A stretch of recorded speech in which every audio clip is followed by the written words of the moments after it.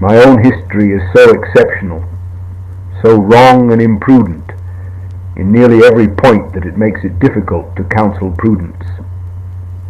Yet hard cases make bad law, and exceptional cases are not always good guides for others. For what it is worth, here is some autobiography, mainly on this occasion, directed towards the points of age and finance. I fell in love with your mother at the approximate age of 18, quite genuinely, as has been shown, though of course defects of character and temperament have caused me often to fall below the ideal with which I started. Your mother was older than I, and not a Catholic, altogether unfortunate, as viewed by a guardian, and it was in a sense very unfortunate, and in a way very bad for me. These things are absorbing and nervously exhausting. I was a clever boy in the throes of work for a very necessary Oxford scholarship. The combined tensions nearly produced a bad breakdown. I muffed my exams, and though, as years afterwards my headmaster told me, I ought to have got a good scholarship, I only landed by the skin of my teeth an exhibition of $60 at Exeter, just enough with a school leaving scholarship of the same amount to come up on, assisted by my dear old guardian. Of course, there was a credit side, not so easily seen by the guardian. I was clever, but not industrious or single-minded.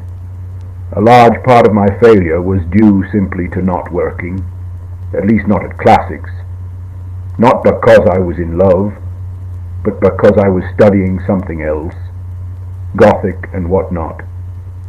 Having the romantic upbringing, I made a boy and girl affair serious, and made it the source of effort. Naturally rather a physical coward, I passed from a despised rabbit on a house second team to school colours in 2 seasons, all that sort of thing. However, trouble arose, and I had to choose between disobeying and grieving or deceiving. A guardian, who had been a father to me, more than most real fathers, but without any obligation, and dropping the love affair until I was 21. I don't regret my decision, though it was very hard on my lover. But that was not my fault. She was perfectly free, and under no vow to me, and I should have had no just complaint, except according to the unreal romantic code, if she had got married to someone else. For very nearly 3 years, I did not see or write to my lover. It was extremely hard, painful and bitter, especially at first. The effects were not wholly good.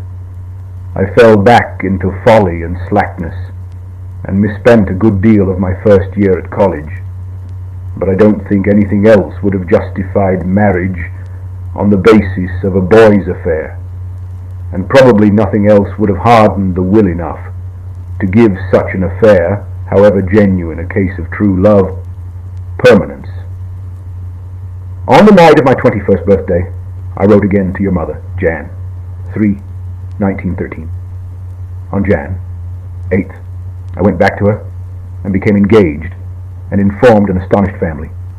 I picked up my socks and did a spot of work, too late to save Hon Mods from disaster.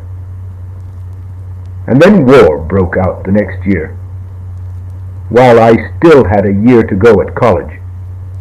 In those days, chaps joined up, or were scorned publicly. It was a nasty cleft to be in, especially for a young man with too much imagination and little physical courage, no degree, no money, fiancé. I endured the obloquy and hints becoming outspoken from relatives, stayed up, and produced a first and finals in 1915, bolted into the army, July 1915. I found the situation intolerable, and married on March 22nd, 1916. May found me crossing the Channel.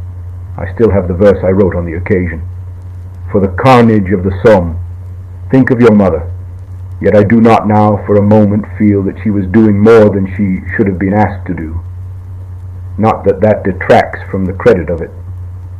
I was a young fellow with a moderate degree and apt to write verse.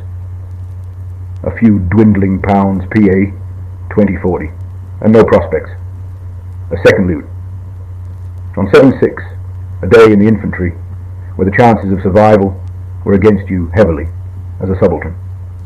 She married me in 1916, and John was born in 1917, conceived and carried during the starvation year of 1917 and the great U-boat campaign, round about the Battle of Cambrai, when the end of the war seemed as far off as it does now. I sold out and spent to pay the nursing home, the last of my few South African shares, my patrimony